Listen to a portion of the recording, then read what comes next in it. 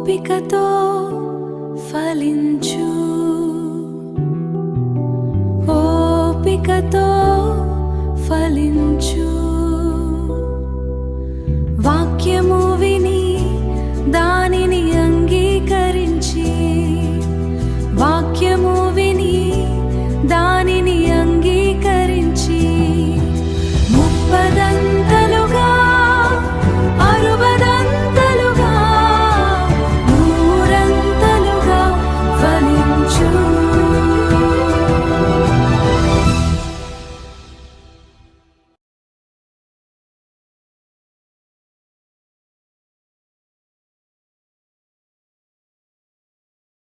కులతత్వం. హైందవులలో నుండి యేసును అంగీకరించిన వారు కులతత్వము నుండి విడుదల పొందలేకపోతున్నారు. పాపము అన్ని కులస్తులను ఏలుబడి చేస్తుంది. బైబిల్ ఇలా చెబుతుంది, ఏ భేదమును లేదు, అందరూ పాపము చేసి దేవుడు అనుగ్రహించు మహిమను పొందలేకపోవచ్చున్నారు. రోమాపత్రిక 3వ అధ్యాయము 23వ వచనము. అగ్రకులస్థుడవైన నీవు పాపములోనే జన్మించావు, నీవు పాపరహితుడవు కావు. మనము యేసు రక్తములో కడగబడిన తర్వాత మనుషులందరూ ఒకటే అనుగ్రహింపులోనికి రావాలి. ఆయనలోనికి వచ్చిన వారు ఏ దేశస్థులైనా, ఏ జాతివారైనా అందరూ ఒకే నైజము కలిగిన వారు అని నీవు తెలుసుకోవాలి. యేసుక్రీస్తునందు మీరందరూ విశ్వాసము వలన దేవుని కుమారులై ఉన్నారు. క్రీస్తులోనికి బాప్తిస్మము పొందిన మీరందరూ క్రీస్తును ధరించుకొని ఉన్నారు. ఇందులో యూదుడని గ్రీసు దేశస్థుడని లేదు. యేసుక్రీస్తునందు మీరందరూ ఏకముగా ఉన్నారు. గలతీయులకు రాసిన పత్రిక 3వ అధ్యాయము 26 నుండి 28 వచనాలు. ప్రార్థన చేస్తున్నప్పుడు పరిశుద్ధాత్ముడు ఈ గ్రహింపు నీకు ఇస్తాడు. కొందరు తమ కులము వారితో ఒక రీతిగాను, వేరే కులము వారితో, ముఖ్యంగా తక్కువ కులము అనబడే వారితో మరొక రీతిగాను వ్యవహరిస్తున్నారు. మారు మనసు పొందిన తర్వాత ఫలానా అమ్మాయి మనోళ్లే, ఫలానా అబ్బాయి మనవాళ్లే అనే మాటలు నీలో నుండి వస్తే ఈ అన్య చీకటి నీలో ఇంకా తాండవిస్తుంది. ఈ కులగజ్జి నుండి నీవు విడుదల పొందకపోతే నీవు సాతాను సంబంధివి. అందుకే నీలో ఫలాలు లేవు. పెళ్లి చేయాలంటే మారు మనసు పొందిన వారైనా కులము తప్పి వివాహంలోనికి ప్రవేశించుటకు వెనుకాడుతా ఉన్నారు. గనుక నీవు వారిని విసర్జించి ఉన్నావు. యెషయా గ్రంథము 2వ అధ్యాయము 6వ వచనం. ఈ వాక్యాన్ని జాగ్రత్తగా చదువు. ఒకరిని వారి ముఖము చూడగానే ఈ అమ్మాయిది పలానా కులం, ఆ అమ్మాయిది మన కులమే అని సోదెగాండ్రు చెప్పినట్లు కొందరు వెంటనే చెప్పేయగలుగుతున్నారు. వారు ఎలా చెప్పగలుగుతున్నారు? వారిలోని కులతత్వం అనే దయ్యం ద్వారా చెప్పగలుగుతున్నారు. ఈ జ్ఞానము పైనుండి దిగివచ్చినది కాక భూ సంబంధమైనదియునై ఉన్నది. యాకోబు పత్రిక 3వ అధ్యాయము 15వ వచనం. ఈ దినాల్లో కులమును బట్టి చర్చీలు కట్టుకుంటున్నారు. సాతాను ఈ రీతిగా బందీగృహంలో వేసి పరిపాలిస్తున్నాడు. నీ హృదయంలో అన్య చీకటి ఉన్నదో లేదో పరీక్షించుకో. ఆయన మాట్లాడే దేవుడు. తప్పకుండా నీకు అర్థమయ్యే రీతిగా నీతో ఆయన మాట్లాడతాడు. కులతత్వం నుండి మనము బయటకు రావాలని దేవుడు మనకు ఆహ్వానమిస్తున్నాడు. యాకోబు వంశస్థులారా రండి, మనము యెహోవా వెలుగులో నడుచుకొందము. యెషయా గ్రంథము 2వ అధ్యాయము 5వ వచనం. అన్యాచారములు. కొందరు చనిపోయిన వారి ఫోటోలకు దండం పెట్టి పూలమాలతో అలంకరిస్తున్నారు. వారికి తెలియని చీకటి ప్రభావం వారిని అంటుకొని ఉంటుంది. కొన్నిసార్లు దాని పర్యవసానం భయంకరంగా కూడా ఉండవచ్చు. ఓ స్త్రీ ఆరాధనకు వెళ్ళేది గాని తన హృదయంలో మార్పు కలగడం లేదు. మారు మనసు పొందలేకపోతుంది. ఆమెకు పెళ్ళయింది గాని పిల్లలు లేరు. గర్భం దాల్చేది గాని అది నిలిచేది కాదు. దైవ సేవకులు ఆమె కొరకు ప్రార్థించగా ఆమెలో ఓ సాతాను శక్తి పనిచేస్తున్నట్లు దేవుడు వారికి తెలియపరిచాడు. ఆమెతో వారు సంప్రదించినప్పుడు మాటల్లో తేలిందేంటంటే తన 12వ సంవత్సరములో ఆమె తల్లి క్యాన్సర్తో చనిపోయింది. తన తండ్రి తన తల్లి యొక్క ఫోటోను పెద్దదిగా ఫ్రేమ్ కట్టించి ఇంట్లో గోడకు వేలాడగట్టాడు. చనిపోయిన ఆమె అప్పుడప్పుడు తన భర్తకు కలలో కనబడి ఆకలి ఆకలి అనేది. తెల్లవారగానే అరకిలో బియ్యం వండి ఈ అన్నం ఓ పళ్ళెంలో ఆ ఫోటో ఎదుట బల్లపై కొంతసేపు పెట్టి ఉంచేవాడు. ఆ తర్వాత తన పిల్లను పిలిచి ఆమెకు ఆ ఆహారాన్ని ఇచ్చేవాడు. ఆ చిన్నది అంత ఆహారాన్ని అమాంతంగా తినేసేది. అలా కొన్నిసార్లు జరిగింది.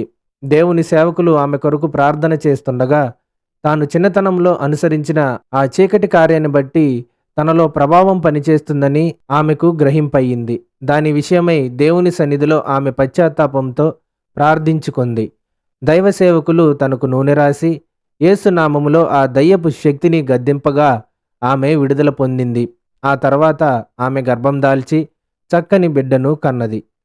చీకటిలో నడిచే వాళ్లకు వారు వెళ్లే త్రోవలో ఏ గుంట ఉంటుందో, ఏ అపాయముందో వారికి తెలియదు గనుక అడుగడుగున భయమే. అందుకే దేవుడు వెలుగులోనికి మనలను రమ్మంటున్నాడు. పిల్ల పుట్టిందిరో అనగానే 21వ రోజు చెయ్యాలి కదరో అనే క్రైస్తవుల హృదయాల్లో దేవుని వాక్యానికి చోటు లేదు. చచ్చాడురో అనగానే దినమెప్పుడురో అంటూ మూఢాచారాలతో గట్టిపడిపోయిన హృదయాల్లో విత్తబడ్డ విత్తనాలను సాతాను మృంగకుండా ఎలా ఉంటాడు? చచ్చినోళ్ల ఫోటోలకు క్రైస్తవులు పూలదండలు వేసి రెండంతల చీకటికి చోటిస్తున్నారు. విగ్రహారాధన వదిలి యేసును అంగీకరించిన కొందరు విగ్రహ సంబంధమైన మూఢాచారాలను, అలవాట్లను మానలేకపోతున్నారు. ఓసారి ఓ స్త్రీ తన పిల్లవానిని ఎత్తుకొని నా ఎద్దుకు వచ్చి, అయ్యా, వీని తల తీసేయాలి అంది. ఈ మాట నాకు సరిగా అర్థం కాలేదు. తల తీసేయడమే అన్న. ఆమె నవ్వి, ఈ వెంట్రుకలు తీసేయాలండి అంటూ వాని తల వెంట్రుకల్ని పట్టుకుంది. అయితే నా దగ్గరికి ఎందుకు వచ్చావు? మంగళవాని దగ్గరకు వెళ్ళవచ్చు కదా అన్న. అది కాదండి, ఇంతకు ముందున్న అయ్యగారు నా పిల్లలందరికీ తల వెంట్రుకలు ఆయనే తీశాడండి అంది. అయ్యగారులు ఆ పని చేస్తారనే సంగతి అంతవరకు నాకు తెలియదు. అయితే నన్నేం చేయమంటావు అడిగాను. ముందున్న 3 ఎంట్రుకలు మీ ఎడం చేతితో పట్టుకొని తండ్రి, కుమార, పరిశుద్ధాత్మ నామమున అంటూ వాటిని కట్ చేసి వదిలేయండి సార్. ఆ తర్వాత పనంతా మేము చూసుకుంటాం అంది. అమ్మా, నేను మాత్రం ఈ పని చెయ్యలేను అని చెప్పి, దేవా, ఈమెను ఈ మూఢాచారాల నుండి విడుదల చెయ్యి అని ప్రార్థించి ఆమెను పంపేశాను.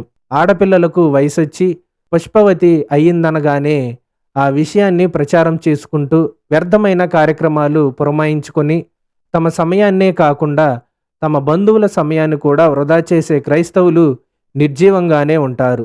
సంఘంలో ఉజ్జీవం రావాలంటే ఆ సంఘస్థుల్లో నుండి అన్యాచారాలు తొలగించబడాలి. సాతానుడు శోధకుడని పిలువబడుతున్నాడు. మత్తయి సువార్త 4వ అధ్యాయము 3వ వచనం. కొందరు క్రైస్తవులు ఇటువంటి కార్యాలు చేయరు గాని వారి బంధువులు, స్నేహితులు చేస్తున్నప్పుడు వాటిలో పాలు పొందుతారు.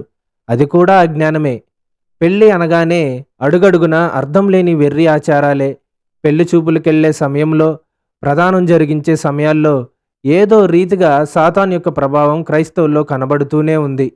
మీరు వినుట మట్టుకు విందురు గాని గ్రహింపనే గ్రహింపరు, చూచుట మట్టుకు చూతురు గాని కానరే కానరని ఈ ప్రజల యొద్దకు వెళ్ళి చెప్పుము.